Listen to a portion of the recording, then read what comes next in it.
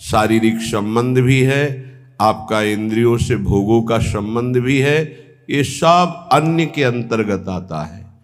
अनन्य में एक ही बात केवल होती है, आराध्य देव बस, कुछ और नहीं। मेरे तो गिरधर गोपाल दूसरो न कोई, ये केवल अनन्यता का स्वरूप है।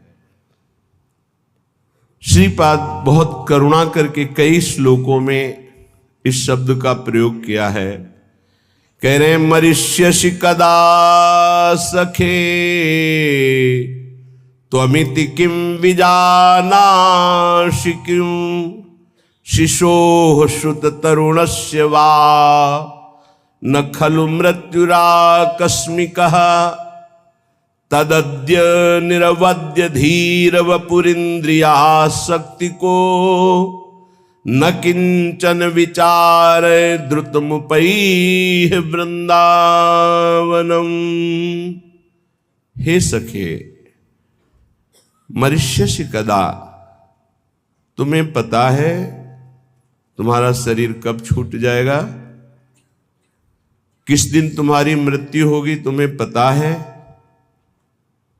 क्या तू ऐसा जानता है कि तेरी वृद्धावस्था में ही मृत्यु होगी? तो गलत तेरी सोच है। शिशो हो, शिशु अवस्था में भी हो सकती है, सुतरुणस्य, सुंदर जवानी में भी मृत्यु हो सकती है।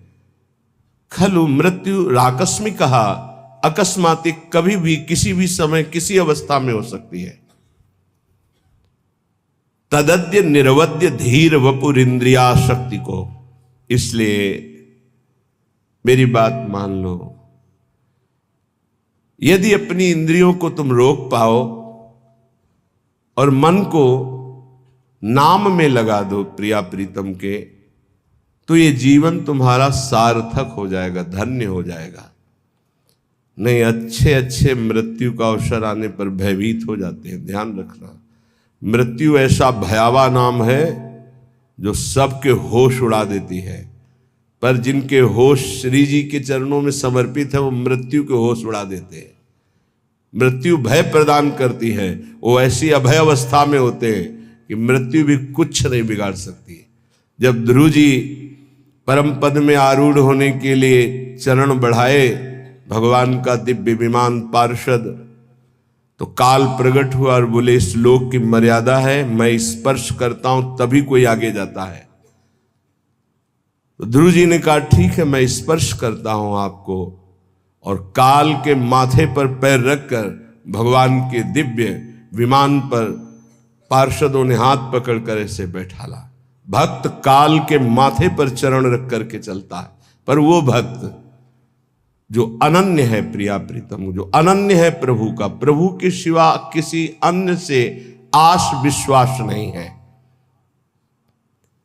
तदद्य निर्वद्य धीर वपुरु, बहुत धैर्यवान हो जाओ, मृत्यु की तैयारी कर लो। बड़ा कठिन है, जीने के लिए तुम हर प्रयास कर रहे हो, लेकिन मरने के लिए कौन प्रयास कर रहा है? धन्य है वो जो अपनी मृत्यु की तैयारी कर रहा है। लाखों करोड़ों अरबों असंख्यों मनुष्य हैं, सब जीने के लिए परेशान है, लेकिन कोई बिरला ऐसा है जो मृत्यु की तैयारी कर रहा है कि मुझे जाना है यहां से, मुझे जाने की तैयारी करना है, मुझे नाम जमा करना है, भगवान नाम, मुझे जितेंद्री होना है, भगवत साक्षात्कार करना है, पुनः इस संसार में, भयावह संसार में, जन्म मृत्यु दुख देने वाले संसार में, छली कपटी संसार में नहीं आना, मुझे भगवान की नित्य धाम में रहकर उनकी नित्य लीलाओं का रसास्वादन करते हुए उनकी सेवा में रहना है। ये पहली तैयारी हुई एक श्लोक में कि आप सोचो तुम्हारी मृत्यु होगी, कब होगी, किस समय होगी, कुछ पता नहीं, किसी भी समय हो सकती है। खलु मृत्यु आकस्मिक, अकस्मातिक, तुम्हें पता भी नहीं चलेगा। खेल खेल में हंस रहे, नाच रहे, पधार गए। धैर्यवान बनकर मृत्यु पर विजय प्राप्त करने की तैयारी कोई बिरला करता है, एक कोई फर्क नहीं। प्रवचन की बात नहीं है। अगर हृदय में नाम चल रहा है तो कोई फर्क नहीं है। हर समय अपनी बैग तैयार है, टिकट पास है, जहां जाना है वहां पता है, फोन से पहले बात हो चुकी है कि मैं आ रहा हूं, तैयारी फिट है, वहां से उत्तर आ गया है, आ जाओ। अब बोलो क्या परेशानी? कोई परेशानी नहीं। जिसकी तैयारी नहीं होती, अचानक कोई बात होती है, वो परेशान हो जाता है। जैसे आपके घर में अचानक 50 लोग आ जाए, अब आप परेशान हो जाएंगे। वही जब तैयारी करते हैं तो 500 लोग बारात में आते हैं, आप खूब आनंद पूर्वक उनका स्वागत करते हैं, क्योंकि आपने तैयारी कर रखी है। ऐसे ही मृत्यु के स्वागत की आपने क्या तैयारी की है? उत्तर सबके हृदय में एक ही आएगा, कुछ नहीं। तभी वो भयावह है, तभी वो महान दुख देने वाली है। यदि विवेकवान हो जाओ तो तुम मृत्यु की तैयारी कर लोगे। वो आखिरी तैयारी गुरु कृपा से होती है, और जिसने वो तैयारी कर ली वो निर्भय हो गया, निश्चिंत हो गया, निःशोक हो गया। ये तैयारी हम क्यों नहीं कर पाते? क्योंकि हमें यहां सब कुछ प्रिय लग रहा है। ये देह प्रिय लग रहा है, मकान प्रिय लग रहा है, पुत्र पत्नी परिवार प्रिय लग रहा है, तो हम तैयारी यहां की सब कुछ कर रहे हैं। लेकिन हमको ये पता नहीं कि अचानक हमारा ट्रांसफर हो जाएगा, अचानक हमारा शरीर छूट जाएगा, और उसकी तैयारी न होना सबसे बड़ी हानि होगी। क्योंकि अन्य किसी योनि में आप कुछ तैयारी कर सके मृत्यु से बचने के, ऐसा कोई उपाय नहीं है। केवल मानव देह में ही आप तैयारी कर सकते हैं भगवत प्राप्ति की, अन्य किसी योनि में नहीं। और ये आपने यहां की तैयारी में ही सारा समय खत्म कर दिया। पुत्र को पढ़ाना, पुत्री का ब्याह, ये वो पूरा जीवन इसी में, और अंत तो गत्वा मोह मल से ग्रसित होकर पुनरपि जननम पुनरपि मरणम। ये आपकी मृत्यु के तैयारी में जो बाधक है, श्रीपाद आगे के श्लोक में कह रहे हैं, राज्यम निष्कंटकमपि परित्यज्य दिव्याश्च रामाः कामान सर्वानपि च विहितांस्तिक्त तिक्तान् विदन्तः हित्वा विद्या कुल धन जनाद्याभिमानं प्रविष्टा ये श्री वृंदा विपिन मपुनर्निर्गमास्तान् नमामः। जब कोई मृत्यु की तैयारी की सोचता है तो सबसे पहले उसका वैभव उसके सामने बाधा पहुंचाता है। माना तुम्हारा चक्रवर्ती सम्राट पद है, निष्कंटक राज्य है, तो मरोगे तो है ही, तो क्या राज्य लाद के ले जाओगे? राज्यम निष्कंटकमपि परित्यज्य,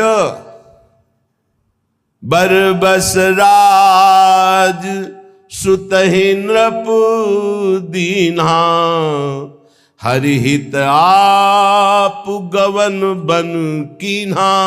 ये तैयारी है। जबरदस्ती छोड़ा जाता है भोगों को, प्यार से नहीं छोड़ा जाता। ये जो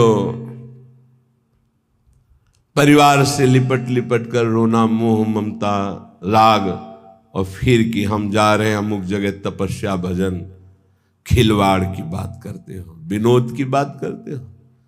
इनको गले लगा करके तुम इन्हीं का चिंतन करोगे। हिमालय, आप काशी, उज्जैन, द्वारिका कहीं भी जाओ, ये मोह का पास तुम्हारे हृदय को बलात् घसीट कर वहीं खड़ा कर देगा जहां से सुधार करना चाहते हो।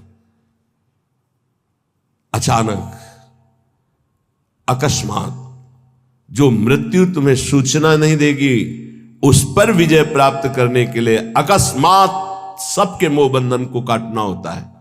श्रुत बनिता आदि जान स्वार्थ रत ना करुणे सभी अंत ही तो ही तजेंगे पामर तू न तजय बहीते। ये समझ में नहीं आएगा क्योंकि बुद्धि अपवित्र है, इसलिए ये समझ में नहीं आएगा। कह रहे हैं शायद समझ में आ जाए।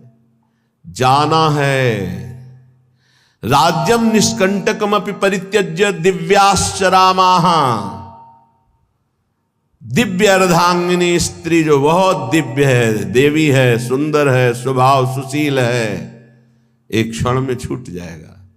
तुम्हारा राज्य वैभव एक क्षण में छूट जाएगा। कर्मान, जितने भी कर्म तुम कर रहे हो शुभ या अशुभ, कामान, जितनी कामनाएं कर रहे हो, सर्वान पिच विहिता तिक्त तिक्तान विदंता, ये सब कड़ुआ है, सुख देने वाला नहीं है। क्या करो, इसे हित मत समझो। विद्वान हो, विद्या है, मरोगे फिर भूल जाओगे, फिर शुरू होगा, फिर शुरू होगा। काखा गाघा बालका बालको बालकाहा, फिर यही शुरू होगा, फिर व्याकरण पढ़ो। एक विद्या है भगवत विद्या, जो किसी भी जन्म में विस्मरण नहीं होती। जैसे भरत जी भजन किए, हिरण बने, तो हिरण में भी भजन किए और ब्रह्मबोध संपन्न जड़ भरत महापुरुष के रूप में प्रकट हुए।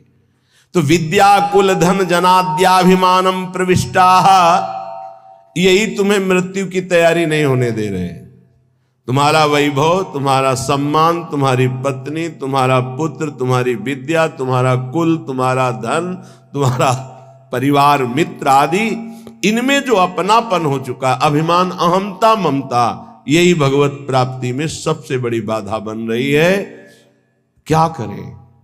बोले धन्य भाग है उनका जिन्होंने इन सब से राग त्याग कर प्रिया प्रीतम के चरणों में अनुराग प्राप्ति के लिए कमर कस के ये सी वृंदा विपिन मपुनर निर्गमास्तान नमामः।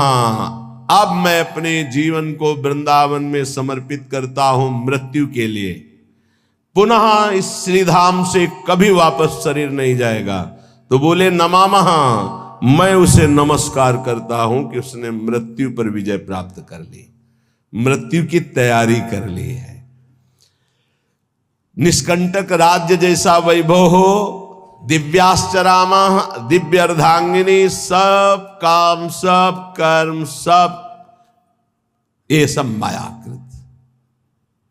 अगर समझ में आ जाए कि मृत्यु की तैयारी अब करनी है, शरीर हमारा अब किसी काम का नहीं रह गया, सारे कर्तव्य संसार के बने ही रहेंगे, कभी पूर्ण नहीं होते। आज तक कोई ऐसा हमें नहीं मिला कि हमारा सारा कार्य पूर्ण हो गया, अब मैं सब कुछ त्याग कर भजन करता हूं, कभी ऐसा नहीं मिला। जब उसको भजन की बात आएगी तो लड़ना पड़ेगा, आसक्ति राग छोड़ना पड़ेगा। श्रीपाद कह रहे हैं कि विद्या का, कुल का, धन का, जन का, पत्नी का, राज्य का, वैभव का, जीने का, यही माया के द्वारा प्रकट किया हुआ ऐसा राग है जिससे जीव अपनी मानव देह को इनमें व्यर्थ करके भगवत प्राप्ति की तैयारी नहीं कर पाता। क्या करे? बोले राधा कृष्णौ परम रणिनौ कुर्वतः सर्वतः श्री विष्णोर्धाम्ना स्फुरद्दति महानंद वृंदावन स्थान। भगवान विष्णु के परम धाम है क्षीर सागर, वैकुंठ धाम, और भी बहुत से भगवान के निज धाम हैं। इन सब में महामहिम, जहां अधिक प्रेम रस की स्फूर्ति होती है, बड़ा रसमय स्वरूप। विष्णु का तात्पर्य होता है व्यापक तत्व। विष्णु किसी एक का नाम नहीं है, विष्णु का तात्पर्य होता है व्यापक तत्व। जो उस तत्व स्वरूप भगवान है, उनके बड़े धाम हैं। उन्हीं का कैलाश है, वही शिव रूप में है, वही ब्रह्म धाम में है, वही क्षीर सागर में है, वही वैकुंठ धाम में है। बोले उन्हीं परम तत्व का एक बड़ा रसमय धाम है जहां प्रेम की अत्यंत अधिकता है, उसका नाम वृंदावन धाम है।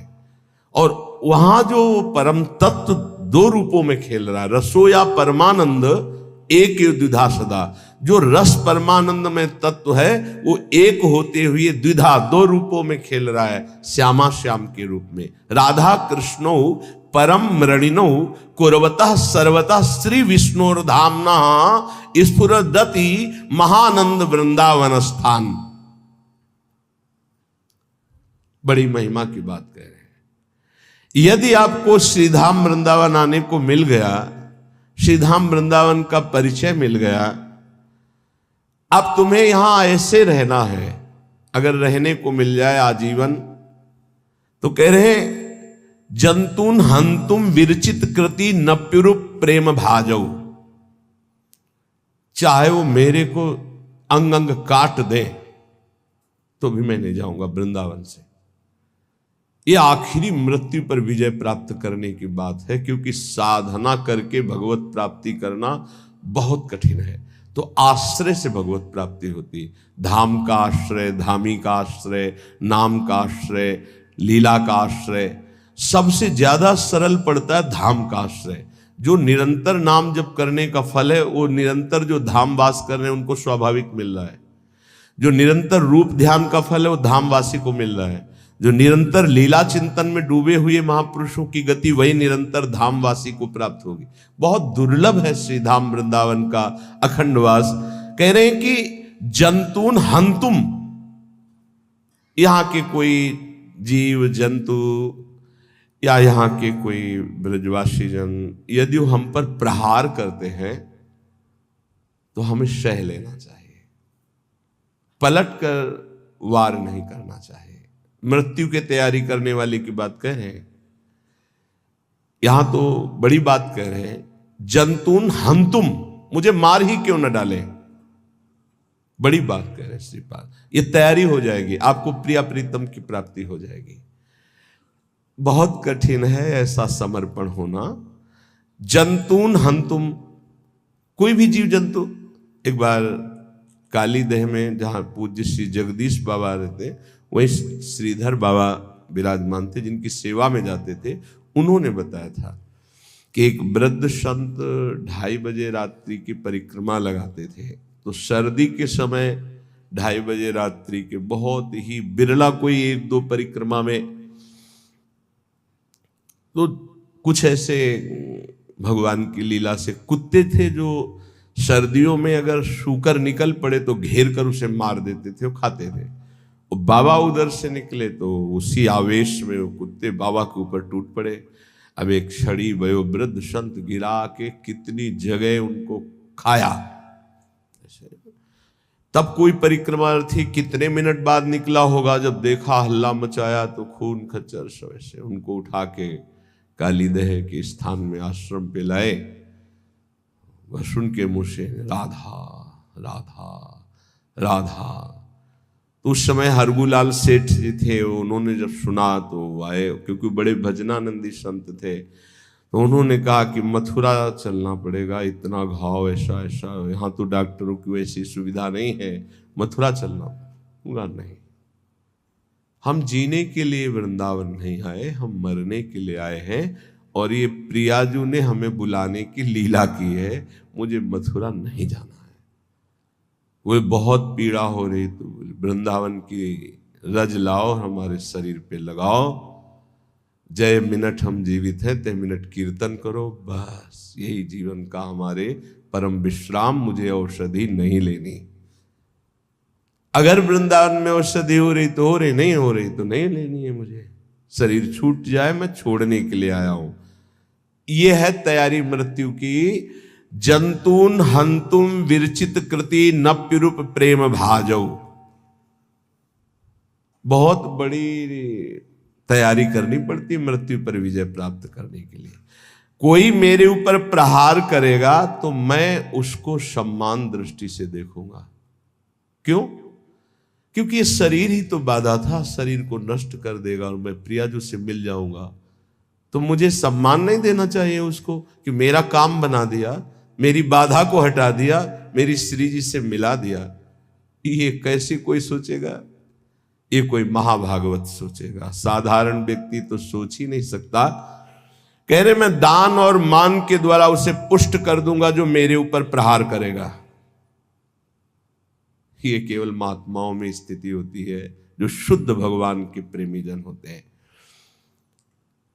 मैं सच्ची कहता हूं, यदि ऐसे कोई वृंदावन वास करे तो श्री श्यामा श्याम उसके ऋणी हो जाते हैं। श्यामा श्याम उसके ऋणी हो जाते हैं और उसे अपना पूर्ण प्रेम भाजन बना देते हैं। दानैर मानैर रहा भजतो धन्य धन्यान नमामः। मैं ऐसे उस महापुरुष को नमस्कार करता हूं जो यहाँ के जंतुओं के द्वारा, व्यक्तियों के द्वारा कष्ट पाने पर भी उनको सम्मान ही दिया, कभी उनका अपमान नहीं किया, तो श्यामा श्याम उनके ऋणी हो जाते हैं और वो श्यामा श्याम का प्रेम भाजन बन जाता है। श्रीपाद कह रहे हैं धन्य है, धन्य है, धन्य है से महापुरुष को मैं नमस्कार करता हूं। 3 श्लोकों का वर्णन हुआ। पहले में वर्णन हुआ, भाई प्रिय सखे तुम क्या मरोगे नहीं? क्या तुम समझते हो कब मरोगे? अरे शिशु अवस्था में मृत्यु हो जाती, जवानी में हो जाती है, कभी भी हो सकती है। इस मृत्यु पर विजय प्राप्त करने के लिए अपनी इंद्रियों को वश में करो। ये राज्य, वैभव, ये स्त्री, ये पुत्र, ये परिवार, ये संसार एक दिन आंख मूंदेगी, कोई तुम्हारा नहीं होगा। इसलिए श्रीधाम वृंदावन आओ, सत्संग सुनो, नाम जप करो, सत्संग को अपने आचरण में उतारो, जहां भी रहो प्रभु के होके रहो, कोई गलत कार्य मत करो। अगर तुम्हें ऐसा लगता है मेरा शरीर साधन करने लायक नहीं रह गया, परिवार का भरण पोषण करने के लिए सब व्यवस्था है, तो आओ कष्ट सहते हुए श्रीधाम वास करो और यही शरीर छोड़ दो तो भगवत प्राप्ति हो जाएगी। अगर हम अपने शरीर और शरीर संबंधियों के ही प्यार में मगन रहे तो मृत्यु की तैयारी नहीं हो सकती। त्वमेव ब्रूहि प्राक् स्वजन परिवारादि निखिलम त्वया दृष्टम क्वादौ जनक जननी त्वादिक पदम विहायातः सर्वं भज हरिमदो वाञ्छसि पदम यदि त्वां वायाम्यै सभयमसि दंडैरै मनः। तू क्या पहली बार किसी परिवार में आया है? अरे लाखों बार तेरे परिवार हुए हैं। तुम्हें ब्रूहि प्राक्, क्या तू ये जान रहा है पहली बार ये स्त्री पुत्र परिवार मिले हैं? बहुत बार मिल चुके हैं, बहुत भोग चुके हो, बहुत बार सुख संपत्ति। एक राजस्व यज्ञ में चीटा एक छोटा सा दाना अन्न का लिए लंगड़ाता हुआ जा रहा था, उसकी एक टांग टूटी हुई, 3 टांगों से। अर्जुन जी ने कहा राजस्व यज्ञ में सब निहाल हो रहे हैं, प्रभु इस चीटे को भी निहाल कर दो, कभी इसको भी तो सुख दो। तो भगवान श्री कृष्णचंद्र जी ने कहा 14 बार ये इंद्र बन चुका है, जो आज 3 टांगों से लड़खड़ाता हुआ छोटा सा दाना अन्न का लेकर बड़े भार से चल रहा है, वो 14 बार देवराज इंद्र हो चुका है सृष्टि में। तो इसका मतलब है हम तुम भी ये सब भोग चुके हैं। तो कह रहे त्वमेव ब्रूहि प्राक्, तुम्हें क्या पता है कि तुम दिन स्वजनों को अभी मान रहे हो, कुछ दिन बाद जानोगे भी नहीं इनको। जैसे पीछे के स्वजनों को नहीं जानते हो, छोड़कर चले आए हो, ऐसे इनको भी छोड़कर चले जाओगे। इनमें से कितने तुम्हारे साथ रहेंगे? कौन कौन तुम्हारे साथ रहेगा? कोई साथ नहीं रहेगा। जैसे यहां कहा जाता है ना कि भाई पति पत्नी का तो 7 जन्म का संबंध होता है, नहीं कहते नहीं कि 7 जन्म का संबंध होता, 7 जन्म। अगले मिनट का संबंध का पता नहीं, 7 जन्म का संबंध। तो वहां से गारंटी लिखा के लाए 7 जन्म तक एक ही साथ रहेंगे, ऐसा नहीं है। प्रबल आसक्ति दोनों में हुई, मरते समय दोनों का चिंतन हुआ, तो अगला जन्म किस योनि में होगा उसका पता नहीं है, पर वो आसक्ति के कारण आसपास ही होंगे, पति पत्नी होंगे ऐसा बात नहीं। एक महात्मा में उदाहरण में दिया गया था कि एक जिसके माता पिता के यहां भक्ति होती थी, तो बचपन से भक्ति के संस्कार उस लड़की के थे। उसका ऐसी जगह ब्याह हुआ जहां बिल्कुल भक्ति शून्य घर था। अब वो अपनी आराधना में बैठी थी तो पति उसे बहुत विक्षेप देता, बहुत पति को, वो धर्मात्मा थी, प्राणों से भी अधिक प्यार करती। प्यार का बहुत बड़ा प्रभाव होता है। बहुत दिनों के बाद उसने कहा कि मैं हार गया, तुम्हारा विरोध करते करते तुम जीत गए, आज से मैं वही करूंगा जो तुम कहोगे। बोले हमारे गुरुजी आते हैं, उनसे दीक्षा ले लो, जितना गुरुदेव कहें उतना भजन करो, यही मेरी इच्छा है। मेरी आज तक मैंने कोई आपसे इच्छा प्रकट नहीं की, आप विरोध करते रहे, मैं सहती रही। तो दीक्षा देने के लिए पार्श्व में अगर कोई पावन नदी होती है तो कहा जाता है जाओ यमुना स्नान कराओ, गंगा स्नान कराओ। तो अपना धोती लोटा लेकर के गंगा स्नान के लिए जा रहे थे तो 2-4 मित्र मिले, कहाँ जा रहे हो? बोले हो पत्नी ने कहा है दीक्षा लेना। अरे कहाँ तुम फंस रहे हो? वो ज्यादा बताएंगे कि ये प्याज लहसुन नहीं खाना, ये नहीं करना। अरे वो वापस आ गया, बोले नहीं लेंगे दीक्षा। को न कुसंगति पाए नसाई, रहे न नीच मते चतुराई। उनका आप तो कह रहे थे आज से मैं वही करूंगा जो आप कहोगी, तो आज कैसे बदल गए? बोले हमारे दोस्त मित्र लोग मिल गए। तो उनका इसका मतलब मुझे मित्र अपना नहीं माना, मैं पूरा जीवन आपकी सेवकाई में समर्पित कर रही हूं, तो क्या मैं आपका अहित कर रही हूं? वो नहीं माना। कुछ समय बाद दोनों का शरीर छूटा। पत्नी बहुत हृदय से प्यार करती थी अपने पति को और वो उदंड स्वभाव के थे। वो राजा की राजकुमारी हुई और वो राजा के यहां नवीन शावक हाथी के बच्चे के रूप में प्रकट हुए। अब पशु योनि में होते हुए भी पत्नी के भजन के प्रभाव से उसको ये दृष्टि प्राप्त थी कि ये मेरी पूर्व में पत्नी थी। तो जब राजकुमारी वहां छोटे से आती तो शावक से प्रेम करती, स्वाभाविक। जैसे ही वो शावक नव किशोर हुआ और राजकुमारी नव किशोर हुई तो स्वयंवर रचना हुई और नव शावक हाथियों की श्रृंगार करके ऐसे लाइन पंक्ति सजाई गई थी शोभा के लिए। तो जो ही राजकुमारी नजदीक से घुटने टेक दिए और आंसू बहाते हुए नजदीक गई, ऐसे कहा था कि गुरुदेव से दीक्षा ले लो, आपने नहीं माना। आपके कारण मेरी सदगति रुकी है, मैं आपसे प्यार करती हूं, आपको लेके जाऊंगी, इसलिए मेरा पुनर्जन्म हुआ है राजकुमारी के रूप में। तुम इसलिए रो रहे हो ना कि मैं अब चली जाऊंगी, नहीं, मैं जयमाला तुम्हारे ही गले में डालूंगी, तुम निश्चिंत हो जाओ। जब स्वयंवर का तो माँ जयमाला लिया और नौ शावक, अरे बोले राजकुमारी पागल है। जो राजकुमार लोग थे वो चले गए। राजकुमारी ने फिर एकांत में जाकर अब भी हमारे पति हो, दीक्षा लोगे? तो कहा अब गुरु मैं बनूंगी आपकी, अब मैं उपदेश करती हूं। कान में नाम दिया, मंत्र दिया, उसके प्रभाव से उसका शरीर छूटा और वो भगवत प्राप्त हुई और वो भी भगवत प्राप्त हुई। अगर दोनों भगवत मार्ग के पथिक हो तो भगवान के समीप एक ही साथ जाकर के अपने स्वरूप में रह सकते हैं। ऐसा नहीं कि तुम्हारे कहने से हो जाएगा कि 7 जन्म तक हम, कोई किसी का नहीं, मिनट में सब अलग अलग।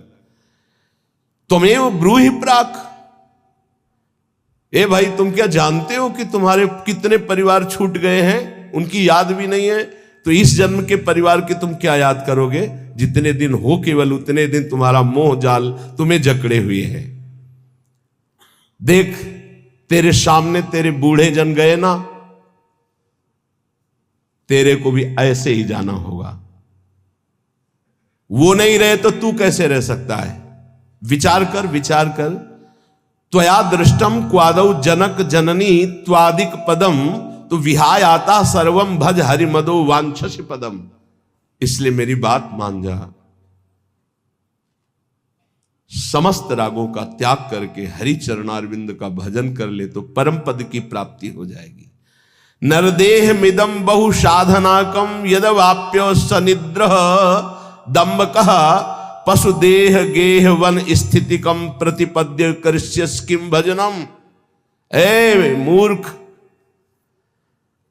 तो इस मनुष्य शरीर को प्राप्त करके चाहे जितना धन कमा ले, चाहे जितना भोग भोग ले, यहां से खाली हाथ जाएगा। तेरे नेत्र बस रूप देखने में, इंद्रियां भोगों में, शरीर नाना प्रकार की वासनाओं में लगाए हुए हो, क्या तेरे हाथ लगेगा? नरदेह मिदम बहु साधनाकम, अरे बहुत प्रकार की साधना करके इसको पावन करके भगवत प्राप्ति कर ले, इसलिए मानव देह मिली हुई है। किनको भगवत प्राप्ति होती है? कैसे आचरण होते हैं जिनसे भगवत प्राप्ति होती है? बोले भगवत साक्षात्कार के लिए ये बातें अवश्य होना चाहिए। पहला, गुरु चरण आश्रय। दूसरा, गुरु मंत्र नाम का अनुष्ठान। तीसरा, गुरु की आज्ञा के अंतर्गत साधु सेवा। चौथा, भजन में प्रतिदिन उत्साह बढ़ाना और दुखों को धैर्यपूर्वक सहना। मंत्रानुष्ठान, नामानुष्ठान, संत सेवा, उत्साह, धैर्य, ये गुरुदेव के शासन में रहकर पक्का भगवत साक्षात्कार हो जाएगा यदि गुरुदेव के शासन में रहकर अहंकार न करे तो। अगर गुरुदेव का शासन न स्वीकार करे तो ये साधन करते हुए अहम पुष्ट हो जाएगा और किसी न किसी महापुरुष का अपराध बन जाएगा, जिससे आपका भजन निष्फल हो जाएगा, भगवत साक्षात्कार नहीं हो पाएगा। इसलिए मंत्रानुष्ठान, नाम जप का अनुष्ठान, गुरु सेवा, संत सेवा, उत्साह, धैर्य, ये सब गुरु अनुशासन में करे, गुरु आज्ञा। आज संत सेवा का भाव है, आपकी अनुमति हो, आज्ञा हो, आज ये अनुष्ठान, आज ये हर बात, अब जो ही कहें करें हम सोई, आयुष लिए चले निजदासी। पहला। दूसरा, हर समय विचार करते रहो कि यहां कभी भी श्वास रुक सकती है,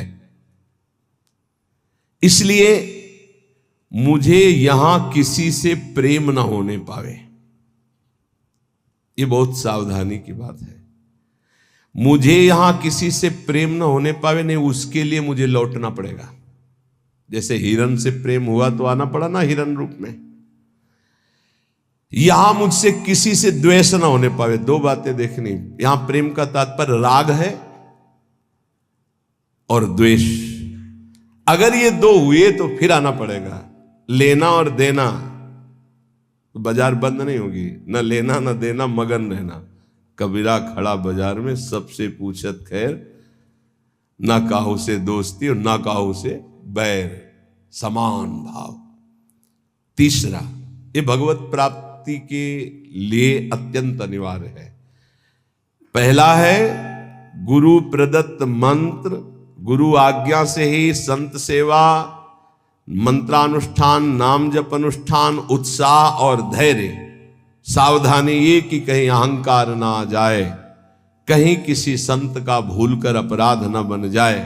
ये दूसरा, संसार में सदा रहना नहीं है, कभी भी कोई भी श्वास हमारी आखिरी हो सकती है। इसलिए हमें यहां किसी से प्रेम नहीं करना, क्योंकि हमें जाना है यहां। ना किसी से द्वेष करना है, सबसे भगवत भाव से। तीसरा, हमें प्रभु की प्रगट सेवा करके मानसिक सेवा में प्रवेश पाना है। मानसिक सेवा सब सेवाओं में महान सेवा होती है, पर वो बिना शरीर से प्रगट सेवा किए मानसिक सेवा की सिद्धि नहीं हो सकती। मानसिक सेवा से भगवत प्राप्ति बहुत जल्दी होती है, पर मानसिक सेवा प्रगट सेवा से होती है। चौथा, सब साधनों में सर्वश्रेष्ठ साधन और साध्य नाम पाया गया है। नाम, जो चलते फिरते, उठते बैठते, खाते पीते हर समय नाम जप करता रहता है। 24 घंटे चेतना जब है तब नाम चल रहा है। ये नाम जप का अभ्यास अंत समय के लिए किया जाता है कि जब हमारा आखिरी समय हो तो नाम जप हमारे हृदय में गूंज रहा हो।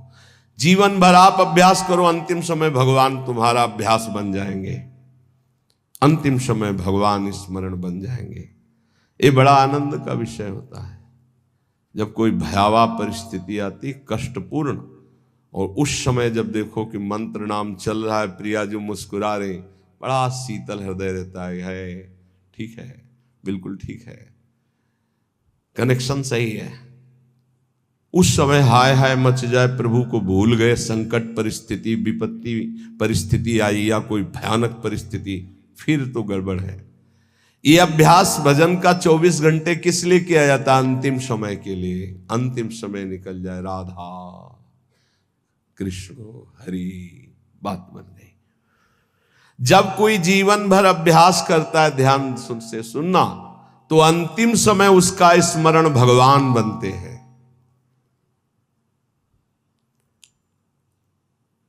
भगवान में अनन्य भाव आ जाना, बस बिल्कुल भगवत साक्षात्कार होने वाला ही है। ये अंदर की बात है, जबान की नहीं है। अंदर से अनन्यता केवल अपने आराध्य देव की अब दर्शन होने वाले ही है। शरणागति का मर्म है पूर्ण आत्मसमर्पण। ये आत्मसमर्पण बिना गुरुदेव के नहीं होता। आत्मसमर्पण करना भी हमको नहीं आता, वो गुरुदेव की कृपा से होता है। प्रभु प्रेम के सब साधन एक तरफ और आत्मसमर्पण एक तरफ। जिव ही आत्मसमर्पण दृढ़ होता है, तेव ही उपासक के नेत्रों के सामने युगल सरकार झलकने लगते हैं। इसलिए हर समय नाम जप, भगवद आश्रय और ये विचार कि श्वासों भर या जियब की करे प्रतीति न कोई, ना जाने फिर श्वास को आवन होए न होए। राधा राधा राधा। अगर हमारी यही आखिरी श्वास है तो हमारा काम बन गया। आखिरी श्वास किसे कहते हैं समझना। जैसे हम बोले राधा, अब हम बोलने लायक नहीं रहे, 4 दिन जिए तो ये हमारी आखिरी श्वास मानी जाएगी। क्योंकि 4 दिन हम मूर्छित पड़े रहे, हमारे द्वारा कोई सत्कर्म या असत्कर्म नहीं बना, आखिरी शब्द था राधा, तो उस विधान के अनुसार उसका आखिरी शब्द उसका परम कल्याण कर देगा। श्वासों भर या जियन की करे प्रतीति न कोए। एक श्वास और जीऊंगा इसका विश्वास नहीं है। ना जाने फिर श्वास को आवन होए न होए। इसलिए वर्तमान की श्वास में राधा राधा। परिजन भाई बापू देखे देखत नित मरत, अमर मोह बस आप याते अचरज कवन बड़। तुम देख रहे हो सब जा रहे हैं, क्या तुम नहीं जाओगे? तो हर श्वास को सार्थक क्यों नहीं कर रहे हो? सोई निषिद्ध अरु त्याज्य सो जाते बिसरे नाम। वही निषिद्ध है, वही त्याज्य है, वही दुश्मन है जिसके संग से नाम भूल जाए। त्याग सूत्र यह राख मन विधि जपिबो हरि नाम।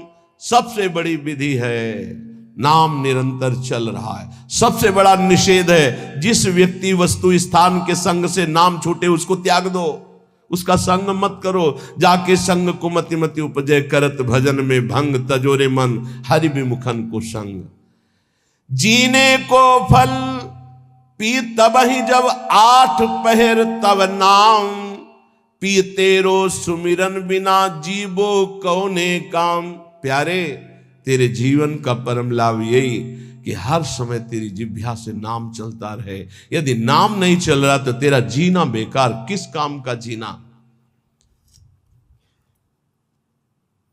इसलिए कुछ प्रश्न हैं बहुत उत्तम, जिनके सारांश में उत्तर हैं, जो हमारे परमार्थ में बहुत सहयोगी हैं। दीनता और नम्रता भगवान को बहुत प्रिय है, इसका क्या लक्षण है? तो बोले जिसके अभिमान का संपूर्ण अभाव हो चुका है उसी में दैन्यता और नम्रता आती है। दैन्यता और नम्रता भगवान को बहुत प्रिय है, इसका क्या लक्षण है? तो उत्तर, जिसके अभिमान का पूर्ण रूप से अभाव हो गया है। कर्म किसे नहीं बांधते हैं? भगवत प्रेमी महात्मा को या ब्रह्मबोध संपन्न महात्मा को दो के ऊपर कर्म विधान लागू नहीं होता। सिद्ध महापुरुष भगवत प्रेमी या सिद्ध महापुरुष ज्ञानी तत्वबोध, इन दो के ऊपर कोई भी कर्म लागू नहीं होता, ना संचित कर्म, ना प्रारब्ध कर्म, ना क्रियमाण। तो कह दोगे कि बड़े बड़े सिद्धों के शरीरों में तो शरीर है क्या, वो सिद्ध हो चुके, शरीर से परे हो चुके, कोई भी कर्म उनको बांध नहीं सकता। बकाया सब कर्म के बंधन में बंधे, दो ही मुक्त हैं, या तो भगवत प्रेमी महात्मा या तत्वबोध संपन्न ज्ञानी। पुण्य नाश का हेतु क्या है? पुण्य कैसे नष्ट हो जाते हैं? जब कोई अहंकार में भरकर अपने पुण्य की चर्चा करता है, उसी समय सारे पुण्य नष्ट हो जाते हैं। ध्यान देना, वो वृंदावन गए थे, 100 संतों को फिर रबड़ी और खीर पवाई और फिर 100 दक्षिणा भी दी। अरे हम कहा तुझे तो चलता ही रहता है, फिर एक एक सेव और महात्मा लोग तो कह रहे थे जैसा तुमने पवाया वैसा तो आज तक पाया ही नहीं, सब गया तुम्हारा, सब गया, जो तुमने किया था सब नष्ट हो गया। ध्यान देना, पुण्य नष्ट कैसे हो जाते हैं? अहंकार में भर करके अपने किए हुए पुण्यों का वर्णन करने से पुण्य नष्ट हो जाते। बहुत ही लाभदायक प्रश्न उत्तर है। 4 लोग बैठे, वो प्रयाग गए थे तीर्थ, संगम में 4 बजे स्नान किया, फिर ऐसा सर्दी तो थी पर हमने कहा ऐसा, और हमने दान भी दिया, वो सब जा रहा है, सब नष्ट हो रहा है। कभी अपने सुकृतों को, अच्छे कार्यों को, भगवत कार्यों को प्रकाशित ना करें। पता नहीं लोगों के दिमाग में क्या भरा रहता है। अपने पुण्यों की गाथा अपने मुंह से अहंकार भर के जो करोगे वो सब नष्ट हो जाएगा। ध्यान देना, पुण्य क्षीण कैसे होते हैं? गुणों का अभिमान करके, गर्व करके पुण्यों का वर्णन करने से पुण्य क्षीण हो जाते हैं। गर्व करके अपने तपस्या, अपने सुकृतों का वर्णन करने से तत्काल वो सब नष्ट हो जाते हैं। महाभारत में प्रसंग है महाराज ययाति के भ्रष्ट होने का। केवल गर्व करके बोल दिया ऐसा ऋषि न पीछे कोई हुआ है न आगे ऐसा होगा, तत्काल खोपड़ी के बल स्वर्ग से नीचे ढकेल दिए गए। सब ऋषियों का अपमान करने के कारण, गर्व भरे सुकृत वचन बोलने के कारण तुम्हारे पूरे पुण्य खत्म हो चुके, सब नष्ट हो गए। पुण्य क्षीण कैसे होते हैं? अभिमान भरकर अपने पुण्यों की चर्चा करने से। बहुत संभलना, लुटेरे बहुत हैं। आप गए थे, अच्छा लगा होगा वृंदावन में, क्या क्या जैसे ठाकुर जी रखे वैसे चले, नहीं सत्संग किए होगे, भजन साधन कुछ, क्या सत्संग भजन साधन, ठाकुर जी जैसे। बस किसी को अपनी थैली मत पकड़ाओ, नहीं सब खत्म कर देगा वो। हाँ वो गए थे फिर ऐसा फिर वैसा, नहीं चुप शांत, क्या ऐसे जैसे हम अपनी असत गलतियों को कभी प्रकाशित नहीं किए तो सत बातों को क्यों प्रकाशित करें? ये तो अच्छी बात है, इसको छुपाओ, असत बातों को प्रकाशित करो। मेरे जैसा नीच कैसे, ऐसा ऐसा हमसे हो गया। हिम्मत हो तो बोलो, बोलने की हिम्मत नहीं होगी क्योंकि दुर्गति होनी है। जो पुण्य बचे उनको बोल बोल कर खत्म कर दिया जाता है। शुद्ध भाव, भगवत भाव किसके हृदय में जागृत होता है? जो सबसे ममता शून्य होता है। ध्यान रखना, भगवत भाव किसके हृदय में जागृत होता है? जो सबसे ममता शून्य होता है। सबकी ममता ताग बटोरी, मम पद मन ही बांध बर डोरी। देखते एक एक प्रश्न और छोटे उत्तर महान चीज है। संसार के बंधन का कारण क्या है? व्यक्ति, वस्तु, स्थान में दृढ़ आसक्ति। मैं इस वस्तु के बिना नहीं जी सकता, मैं इस व्यक्ति के बिना नहीं जी सकता, मैं इस जगह के बिना नहीं जी सकता। बंधन का कारण क्या है? वस्तु, व्यक्ति, स्थान की दृढ़ आसक्ति। धन्यवाद का पात्र कौन है? जो समदर्शी ब्रह्मदर्शी महापुरुष है। समदर्शी वासुदेवा सर्वमिति, जो सर्वत्र भगवान को देखता है, वो धन्यवाद का पात्र है। महान श्रेष्ठ पुरुष किसे कहते हैं? जो अहंकार नष्ट कर चुका है अपना, वही महान पुरुष है। अहंकार रहित हुआ ही महान पुरुष है। ये जन्म मरण के चक्कर को पुष्ट करने वाली साकल क्या है? साकल माने बांधने वाली। बोले भोगों की वासना ही ये साकल है जो जीव को बांधती है। सुख प्राप्ति का उपाय क्या है? नाम जप करते हुए भोगों की तृष्णा का त्याग करना। तृष्णा कहते हैं भोगे हुए भोग को बार बार भोगने की इच्छा का नाम तृष्णा है। फिर प्रश्न सुनो, सुख कैसे प्राप्त हो? बोले जो नाम जप करते हुए भोगों की तृष्णा का त्याग कर देता है वो सुखी हो जाता है। जन्म कैसे होता है? बोले अज्ञान के कारण। नरक के समान या नरक की प्राप्ति कैसे होती है? बोले काम क्रोध लोभ की वृत्तियों से। काम क्रोध लोभ की वृत्तियों से नरक के समान कष्ट और नरक भोग की प्राप्ति होती है। जागा हुआ कौन पुरुष कहा जाता है? जो ज्ञानी है, विवेकी है, उसे जागा हुआ पुरुष कहते हैं। सबसे बड़ा दुश्मन कौन? अपनी ना जीती हुई इंद्रियां और मन। सबसे बड़ा दुश्मन कौन? अपनी ना जीती हुई इंद्रियां और अपना मन। भोगों में लगा हुआ मन और इंद्रियां सबसे बड़े दुश्मन। सबसे बड़ा मित्र कौन? जिसने मन पर विजय प्राप्त कर ली, वो मन सबसे बड़ा मित्र। जिसने मन को अधीन कर लिया, अधीन हुआ मन सबसे बड़ा मित्र। दरिद्र पुरुष किसे कहते हैं? जिसके अंदर धन की तृष्णा, भोगों की तृष्णा बढ़ चुकी है, उसे दरिद्र कहते हैं। दरिद्र का मतलब गरीब नहीं होता। जिसकी जितनी मांग बढ़ गई उतना दरिद्र हो गया वो।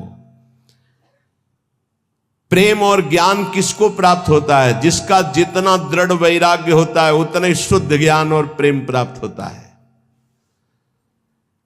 मृत्यु के समान कष्टदायक कौन है? बोले प्रमाद। भजन में प्रमाद, दिनचर्या में प्रमाद, साधन में प्रमाद, कर्म करने में प्रमाद। ये प्रमाद ही मृत्यु के समान भयावह है। कैसे? प्रमाद किसे कहते हैं? ना करने योग्य के कार्य करने में रुचि और करने योग्य कार्य में अरुचि। ये जितनी जेल भरी है प्रमाद से ही भरी है। प्रेम किससे करना चाहिए? जो अपनी आत्मा है, जो अपने प्राणों से भी अधिक प्रिय है। कौन? अपने प्रभु। प्रभु से प्यार करना चाहिए। संपत्तिवान किसे कहते हैं? नाम जापक को। धनी कौन? सबसे बड़ा संसार में धनी कौन? बोले जिसके पास जितना नाम रूपी धन है वही संपत्तिवान। ऐसा कौन सा बंधन है जिसे खोलना बहुत कठिन है? बोले आसक्ति। ये आसक्ति है पर ये जा नहीं सकती। ये आसक्ति, स्त्री की आसक्ति, पुरुष की आसक्ति, भोगों की आसक्ति, रुपए की आसक्ति, पद की आसक्ति। शीघ्र से शीघ्र क्या किया जाए? भजन। शीघ्र से शीघ्र भजन कर लो, पता नहीं कब श्वास रुक जाए। जो मदिरा जैसे मतवाला कर देती है, निर्णय लायक नहीं रखती, ऐसा ही क्या है जो मदिरा की तरह मादक करके भ्रष्ट कर देता है? बोले धन का नशा। धन का नशा। अंधों में अंधा पुरुष कौन है? मतलब अंधों से भी अंधा पुरुष कौन है? बोले जो काम से व्याकुल हो चुका है। वो नहीं देखेगा कि बेटी है कि बहन है कि पूज्य है कि क्या है। कोआ मदांधो मदना तो रोवा। जिसके अंदर काम सवार हो गया वो नीच पुरुष कुछ भी कर सकता है। कामातुरोवा। अंधा कौन है? अंधों में अंधा? बोले जो कामातुरोवा। चित्त की एकाग्रता हो गई, इसका परिचय क्या है? उठते बैठते चलते फिरते हर समय प्रभु के ध्यान में वृत्ति बनी रहे, यह चित्त की एकाग्रता है। इस संसार में सबसे बड़ा लाभान्वित कौन हुआ? जिसे भगवत प्राप्ति हो गई। अत्यंत दुखद क्या है? सबसे बड़ा दुख क्या है? भोगों की आशा। भोगों की आशा, जिसमें सब फंसे हुए हैं। दुखालयम शाश्वतम, कोई बिरला होगा। आशा ही परमम दुखम, नैराश्यम परमम सुखम। किस पर भरोसा करना चाहिए? एकमात्र भगवान पर, बस। किस पर भरोसा करना चाहिए? एकमात्र भगवान पर, और किसी पर नहीं। जिनको हम अपनी रक्षा में समझ रहे हैं वही भक्षक हो जाते हैं। एकमात्र रक्षक श्री भगवान है। अब यहां एक बात देखना है, कभी कभी अज्ञानी जीव ऐसा कहते हैं कि देखो इसको ऐसा क्यों हो रहा है, तो भगवान क्यों नहीं बचा लिए? कर्म का भोग है, जीव अपने कर्म का भोग भोगता है। वो स्वभाव को समझिए, कुसुमादपि कोमलानि वज्रादपि कठोराणि। वो कुसुम से भी कोमल हृदय का, वज्र से भी कठोर हृदय का है। जो कर्म जैसे करता है उस जीव को वैसे ही भोगना पड़ता है, वैसे ही भोगना पड़ता है। फिर लोग प्रश्न करते हैं कि कहते हैं भगवान तो चराचर जीव के स्वामी हैं, उन्होंने इस जीव को क्यों नहीं बचा लिया? तो दो सिद्धांत समझ लोगे तो आपको भ्रम खत्म हो जाएगा। वो अपने आप से अपने आप को रचता है, शब्द याद रखना। वो अपने आप से अपने आप का पालन करता है, वो अपने आप से अपने आप का विनाश करता है, दूसरा कोई है नहीं। पहला सिद्धांत। और दूसरा, अगर तुम दूसरा मानते हो तो अवश्य में वो भोक्तव्यम कृतम कर्म शुभाशुभम, आपको अपने शुभ अशुभ कर्म भोगने पड़ेंगे। एकांत में किसी जीव को भून करके आपने खाया, अब आपको चौड़े पे भूनेगा कर्म आपका, चौड़े पे जला के तुम्हें राख कर देगा, पक्का। गाड़ी जा रही, एक्सीडेंट हुआ, पिस गए, जल गए, अवश्य में भोक्तव्यम कृतम कर्म शुभाशुभम। भरोसा एकमात्र श्री भगवान पर, और कर्म सच्चे तो कोई दुख नहीं दे सकता। अगर कर्म तुमने पाप कर्म किए तो वो निरपेक्ष होकर परमात्मा तुम्हारे अंदर बैठे ही देख रहा है, वो बिल्कुल सहयोग नहीं करेगा। ध्यान रखना, जब पाप कर्म कर रहे थे तब ध्यान दिया तुमने कि परमात्मा तुम्हें देख रहा है? नहीं दिया। तो अब जब उसका दंड आएगा तो तुम फिर भोगोगे, फिर वो नहीं देखने वाला। वज्रादपि कठोराणि, वज्र से भी वो कठोर है। तिनकर काल रूप में भ्राता, अर्जुन से विराट रूप को दिखाकर कह रहे देख मैं काल का महाकाल, और सबको चबा रहे हैं वही श्री कृष्ण, जो सबको रचते हैं, सबका पालन करते हैं, वही सबका संहार करते हैं, कोई दूसरा नहीं। जो विवेकवान है वो कभी संशय नहीं करता कहां गया भगवान, कैसे रक्षा। अरे वही है, वही उन्हीं में है, वही आग बना हुआ जल रहा है, वही आग है। बस किसका जीवन सबसे पवित्र और श्रेष्ठ माना जाएगा? जो निरंतर भगवान की आज्ञा में रहकर भजन करते हुए कर्तव्य कर्म करता है। समाधि किसे कहते हैं? जो चलते फिरते उठते बैठते हर समय परमात्मा चिंतन में डूबा हुआ है, एकात्म भाव से। संपूर्ण त्रिभुवन को किसने जीत लिया? जिसने मन को निर्विषय कर लिया। मन को जीत लिया, त्रिभुवन को जीत लिया। संसार में सबसे श्रेष्ठ और महान कर्म कौन सा है? नाम जप, नाम कीर्तन, भगवत गुण श्रवण, भगवत गुण गायन। इस संसार में सबसे बड़ा वीर महान योद्धा कौन है? जिसने कभी काम के आगे घुटने नहीं टेके। जो काम विजयी है वो सबसे बड़ा योद्धा है। महान सुख प्राप्ति का उपाय क्या है? किसी से भी आसक्ति न करना। भारी विष से भी विष कौन है? विषय भोगों की आसक्ति। सबसे ज्यादा बंधनी कौन है संसार में? जो भगवान को प्राप्त कर चुका है वो सबका बंधनी है।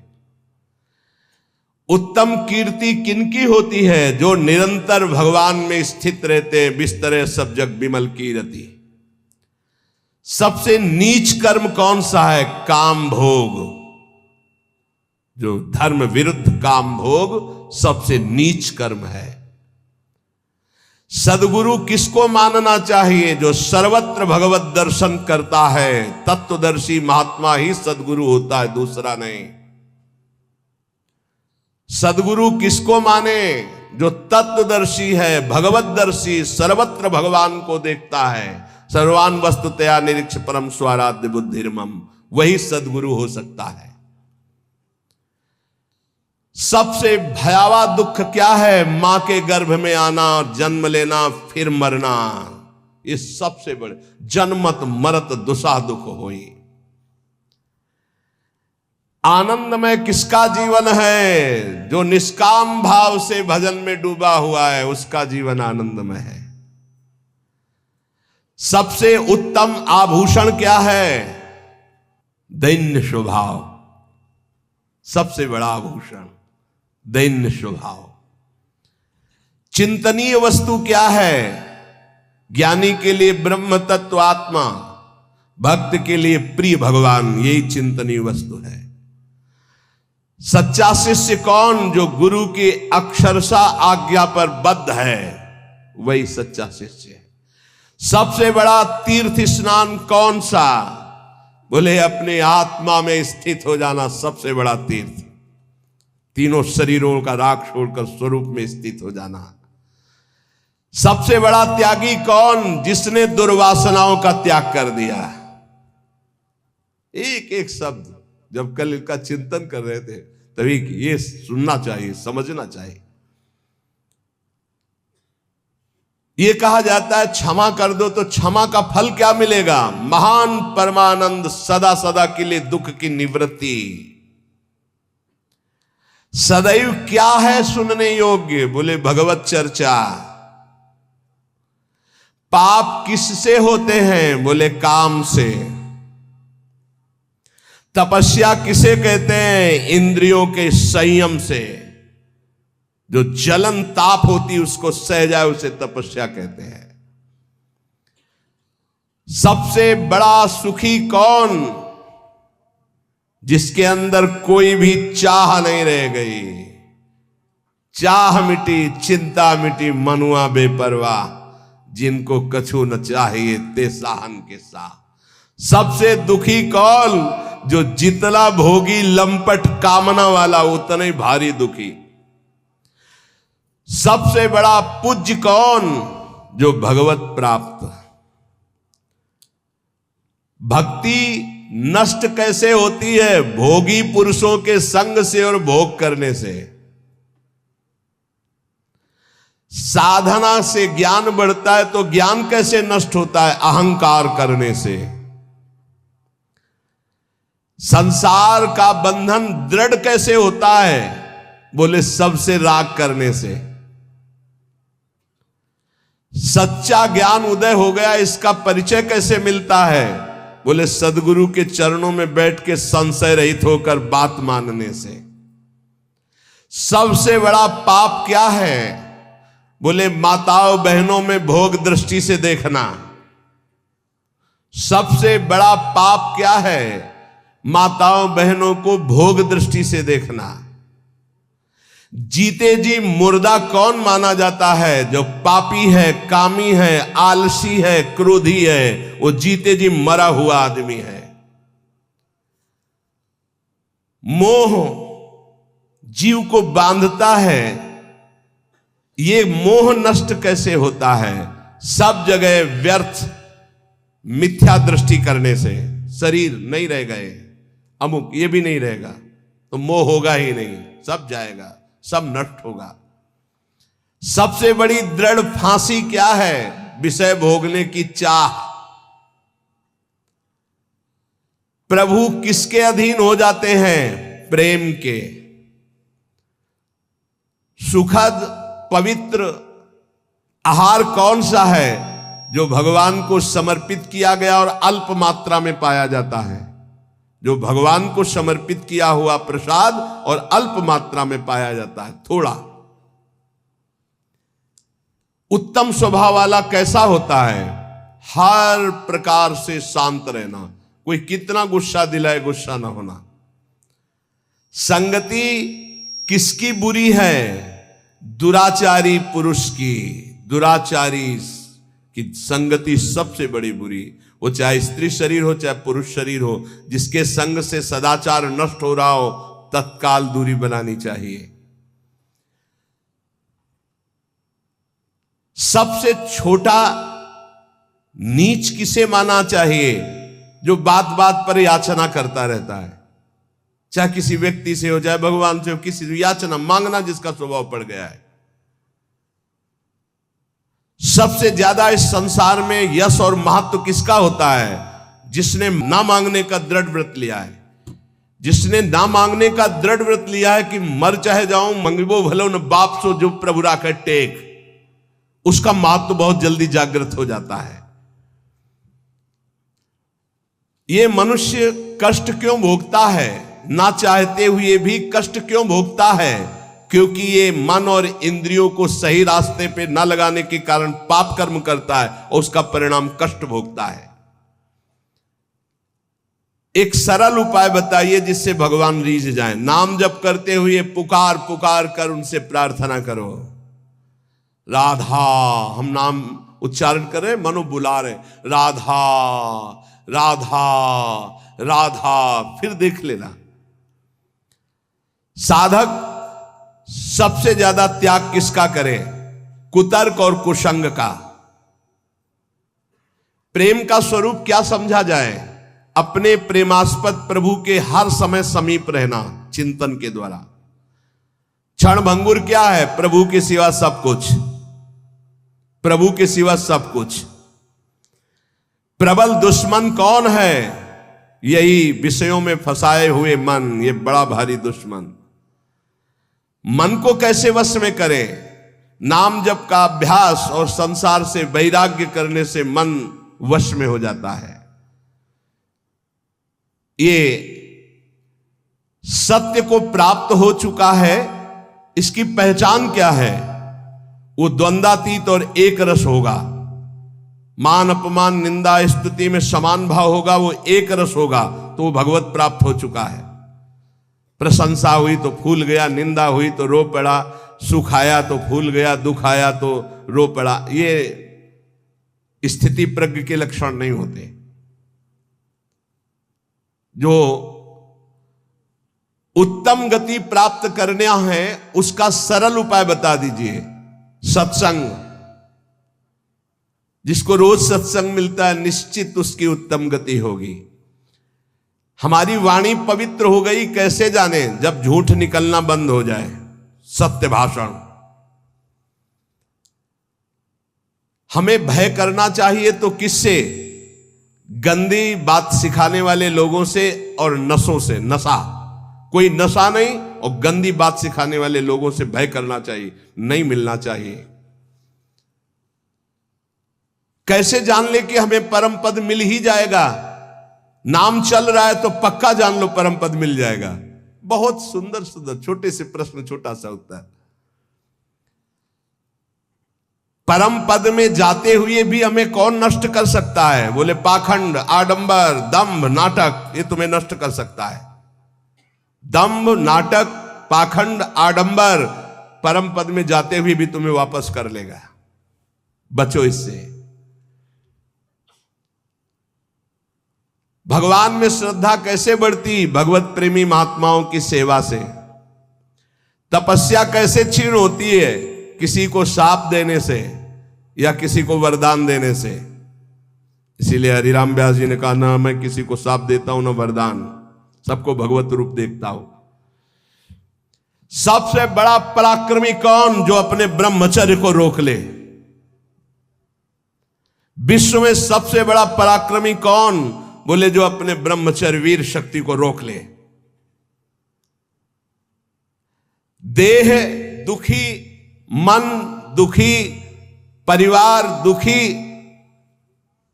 ऐसा किस व्यक्ति से हो सकता है? तो बोले जो झूठ बोलता है और गंदे आचरण पापाचरण करता है तो उसका देह भी दुखी होगा, उसका परिवार भी दुखी होगा, वो स्वयं दुखी रहेगा। पापाचरण करने वाला न परिवार